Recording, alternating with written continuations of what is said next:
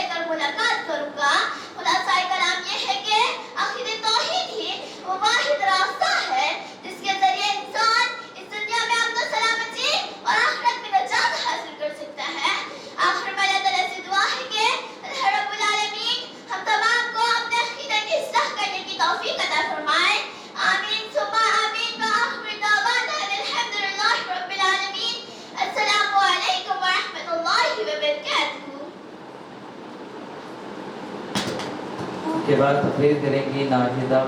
عنوان ہے اللہ کے حقوق بندوں.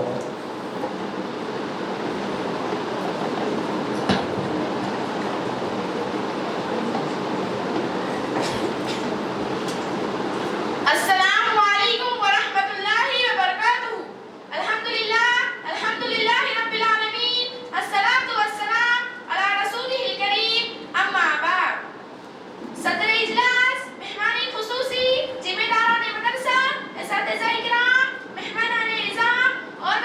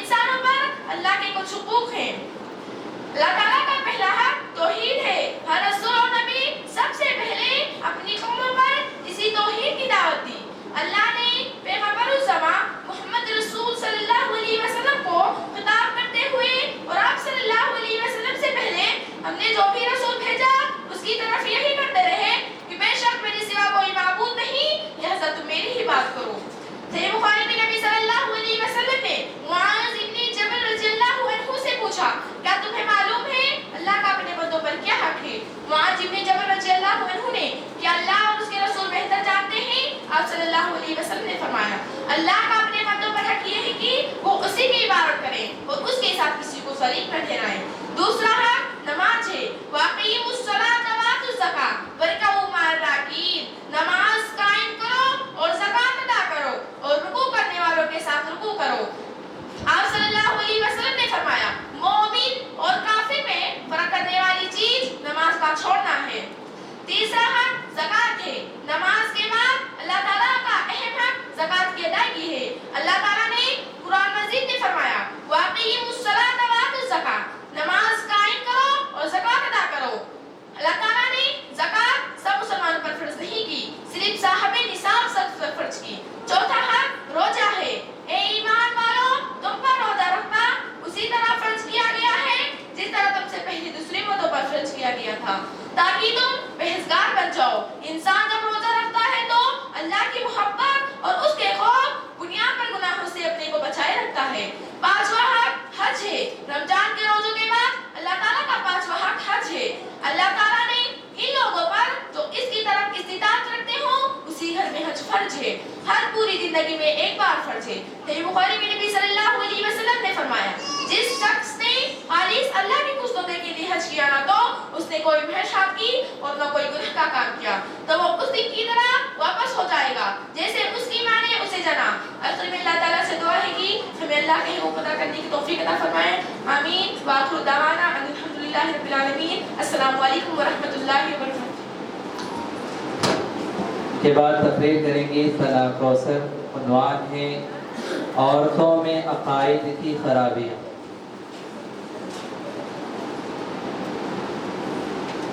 السلام علیکم ورحمۃ اللہ وبرکاتہ۔ الحمدللہ الذی کفی والسلام علی عبادہ الذین اصطفی، اما بعد۔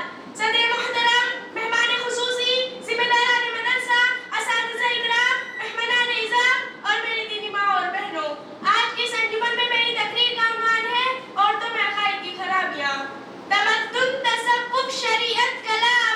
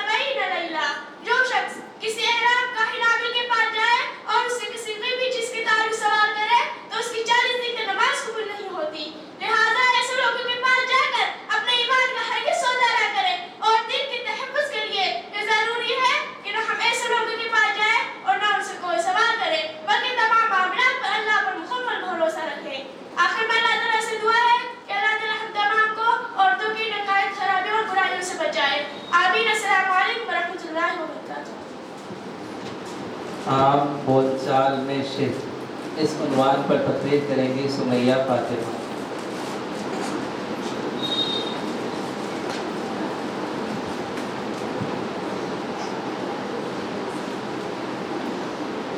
السلام علیکم ورحمۃ اللہ وبرکاتہ۔ الحمد للہ رب العالمین، الصلاة والسلام علی رسولہ الکریم، اما بعد۔ قال رب اشرح لي صدري ويسر لي امري واحلل عقدة من لساني يفقهوا قولي۔ صدر محترم، مہمان خصوصی، ذمہ داران مدرسہ، اساتذہ کرام، مہمانان اعزام، میرے دینی ماؤں اور بہنوں، آج کے اس انجمن میں میری تقریر کا عنوان ہے عام بول چال میں شرک۔ شرک یہی نہیں ہے کہ کسی کو اللہ کے برابر یا اس کے مقابلے کا سمجھا جائے، بلکہ شرک یہ بھی ہے جو چیزیں اللہ تعالیٰ نے اپنی ذات و صفات کے لیے مخصوص فرما دی ہیں اور بندوں پر بندگی کی علامتیں فرما دی ہیں، انہیں غیروں کے آگے بجا لایا جائے۔ مثلا قسم اٹھانا، الفاظ میں اللہ کے ساتھ شریک کرنا، اللہ کی نعمت کو کسی اور کی طرف نسبت کرنا۔ اسی طرح ہم عام بول چال میں بھی شرک کرتے ہیں جس کا ہمیں علم نہیں ہوتا، جیسے ریا یعنی دکھلاوا، کوئی کام کیا ہو تو اس کو لوگوں کی محفل میں یاد کرنا، مقصد یہ ہو کہ لوگ سنیں۔ یہ دلیل ہے کہ یہ عمل اللہ کے لیے اخلاص کے ساتھ نہیں۔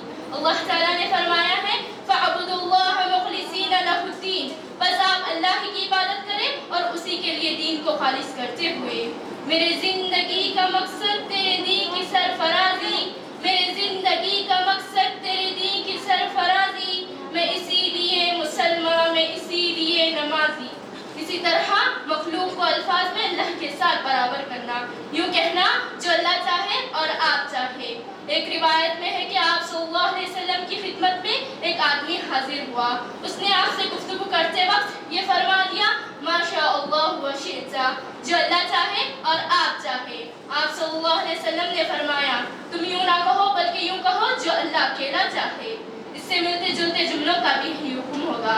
میں اللہ پر اور آپ پر بھروسہ کرتی ہوں، مجھے اللہ اور آپ کافی ہے۔ میں اللہ سے اور فلاں شخص سے ڈرتی ہوں۔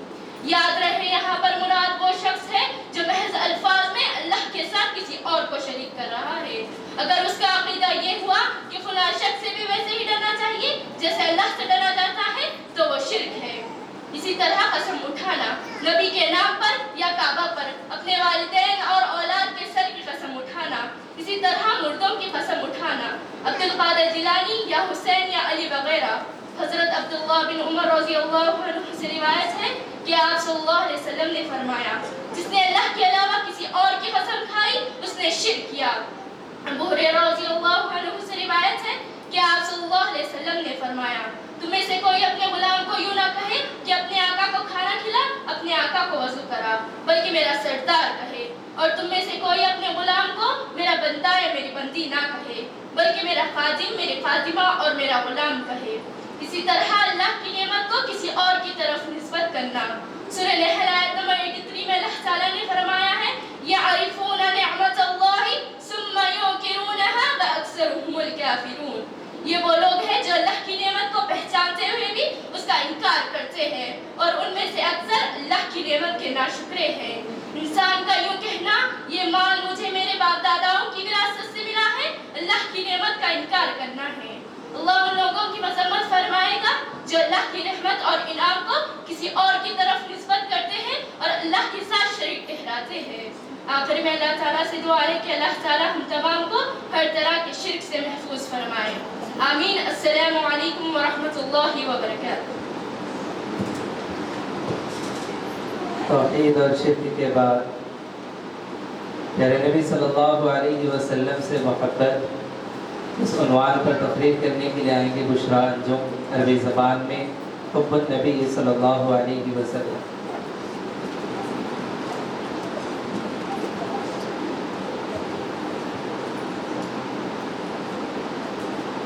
السلام علیکم ورحمۃ اللہ وبرکاتہ۔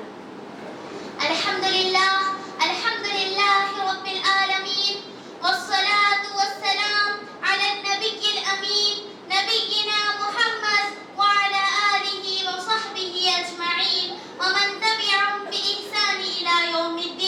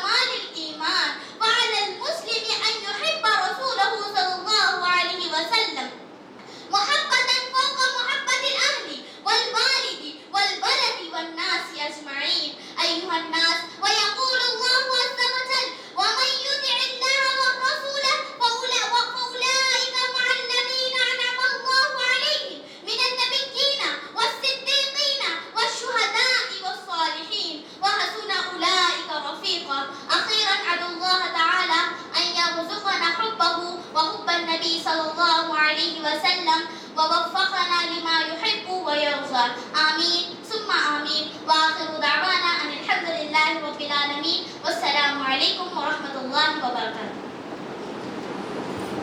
کے بعد تقریر کریں گے اقرا انجم محبت رسول صلی اللہ علیہ وسلم اور اس کے تقاضے.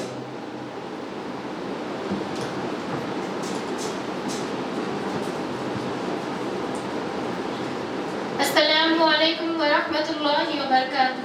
الحمدللہ رب العالمین والصلاة والسلام علی رسول النبی الکریم. اما بعد. صدر محترم، مہمان خصوصی، ذمہ داران مدرسہ، اساتذہ کرام، مہمانان اعظام اور میری پیاری ماں اور بہنوں، آج کی اس انجمن میں میری تقریر کا عنوان ہے محبت رسول صلی اللہ علیہ وسلم اور اس کے تقاضے. محمد کی محبت دین حق کی شرط اول ہے. محمد کی محبت دین حق کی شرط اول ہے. کسی میں ہو اگر خامی تو سب کچھ نامکمل ہے. نبی سے محبت ایک مسلمان کی زندگی کا لازمی جز ہے. ایک بندہ اپنے ایمان کے کمال کو اس وقت تک نہیں پہنچتا یا ایمان کی واقع دولت اسے اس وقت تک حاصل نہیں ہوتی جب تک کہ وہ نبی صلی اللہ علیہ وسلم سے سچی محبت کرنے والا نہ ہو جائے. محترم سامعات، پیارے نبی کی محبت ایمان کا حصہ ہے. پیارے نبی کی محبت عین تقاضے ایمان ہے. وہ امت ہو نہیں سکتی جس کے دل میں نبی کی محبت نہ ہو. وہ مومن ہو نہیں سکتا جو پیارے نبی سے محبت نہ کرے. رسول صلی اللہ علیہ وسلم نے فرمایا لا یؤمن احدکم حتی اکون احب الیہ من والدہ وولدہ والناس اجمعین.